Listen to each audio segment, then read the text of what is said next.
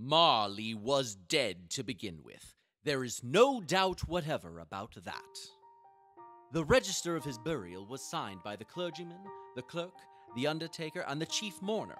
Scrooge signed it, and Scrooge's name was good for anything he chose to put his hand to.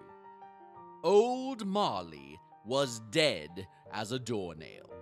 Scrooge knew he was dead. Of course he did. How could it be otherwise? Scrooge and he were partners for I don't know how many years.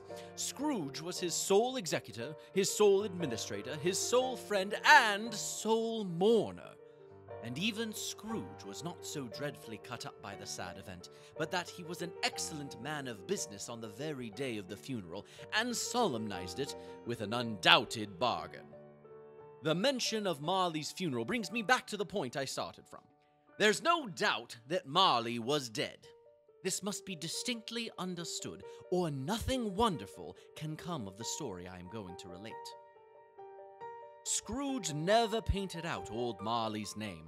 There it stood, years afterwards, above the warehouse door. Scrooge and Marley. The firm was known as Scrooge and Marley. Sometimes people new to the business called Scrooge, and sometimes Marley. But he answered to both names. It was all the same to him.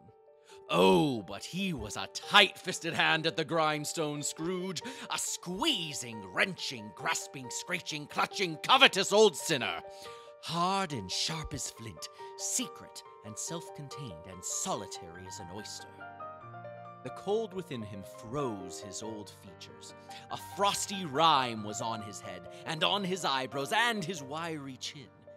He carried his own low temperature always about with him. He iced his office in the dog days and didn't thaw it 1 degree at Christmas. But what did Scrooge care? It was the very thing he liked. To edge his way along the crowded paths of life, warning all human sympathy to keep its distance.